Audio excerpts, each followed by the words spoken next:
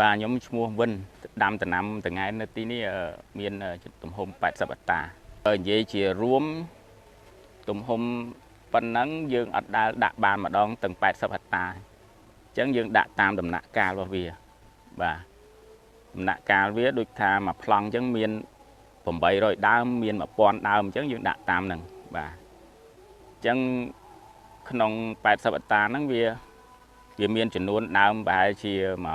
mà mơn 4 pon tầm mơn 5 pon đam bà chẳng cầm lang để dương thưa nó cứ dương thưa bật đành bà chẳng là tập hiệp để dương thưa bán nó bà hai chia vòng 7 pon tơ mà mơn đam không mà năm và kịch chiết tao với bán bà hai chỉ lo pi rồi tao từ pi rồi 20 tao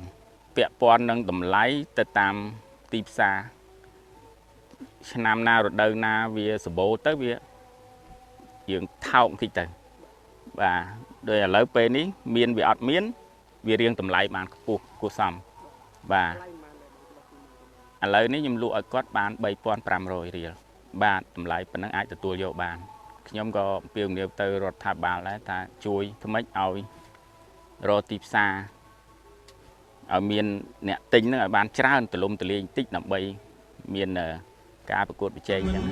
លោកឈឹមវជ្ជរាប្រធានមន្ត្រីកសិកម្មរុក្ខាប្រមាញ់និងនេសាទខេត្តបាត់ដំបងលើកឡើងថាឆ្នាំនេះមានបៃលិនមានតម្លៃល្អប្រសើរទោះបីជាប្រទេសកម្ពុជាបានរងការឈ្លានពានពីភាគីថៃនិងមានការបិទព្រំដែនរវាងប្រទេសទាំងពីរលោកឈឹមវជ្ជរាបញ្ជាក់បន្ថែមថាមានបៃលិនឬតាងែនជាប្រភេទកសិផលអាទិភាពមួយប្រភេទដែលត្រូវបានអនុញ្ញាតឲ្យនាំចេញជាផ្លូវការទៅកាន់ប្រទេសចិនបន្ទាប់ពីរដ្ឋបាលគយប្រទេសចិនអនុម័តបញ្ជីរីឈ្មោះចំការនិងរោងចក្រវិខ្ចប់ផ្លែឈើក្នុងការនាំចេញទៅកាន់ប្រទេសចិនលោកឈឹមវជ្ជរាណែនាំដល់កសិករដាំដុះមានបៃលិនឲ្យស្របតាមបទដ្ឋានស្តង់ដារបច្ចេកទេសនិងចងក្រងជាសហគមន៍ផលិតឲ្យបានស្របតាមតម្រូវការដើម្បីជំរុញការនាំចេញទៅកាន់ទីផ្សារក្រៅប្រទេសបន្ថែមទៀតអានេះគឺយើងឃើញថាកសិផលរបស់យើងនេះមានបៃលិននេះមានតម្លៃល្អបើទោះបីជាយើងមានបញ្ហាសង្គ្រាមឈ្លានពានពីសំណាក់ប្រទេសថៃក៏ដោយហើយមានការបិទច្រកព្រំដែនឆ្នាំនេះគឺមានបៃលិនយើងលក់បានថ្លៃក្នុងជំហានទី1នេះយើងលក់ប្រភេទលេខ1នេះក្នុងចន្លោះពី 2,800 ទៅ 3,200 ឡើងដល់ 3,400 ឥឡូវនេះ 3,800 បាទក្នុង1គីឡូក្រាមហើយលេខ2លេខអីហ្នឹងគឺចុះតាមទៀបតាមតម្លៃហ្នឹងហើយឃើញថាឆ្នាំនេះតម្លៃ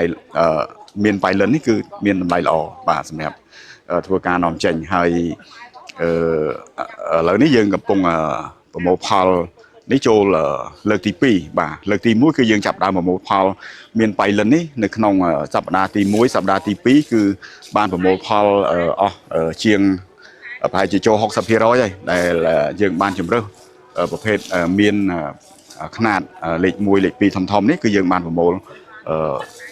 រួចម្សានេះជាប្រភេទចុងដៃលើកទី2ហើយមានចំការដទៃទៀតយើងឃើញតែផ្លែនេះមានតិចដោយសារយើងបានប្រមូលផលអស់ភាសាហើយសម្រាប់កន្លែងចំការដទៃទៀតគឺយើងមានការបញ្ជានឹងជាបន្តបន្ទាប់អាចប្រមូលផលនៅក្នុងមុនចូលឆ្នាំខ្មែរយើងនេះហើយអាចបន្តឈានរហូតដល់សែនក្បាលទឹកហើយនឹងជុំបិណ្ឌរបស់យើងបាទហ្នឹងគឺមានការបញ្ជាជាបន្តបន្ទាប់ 30%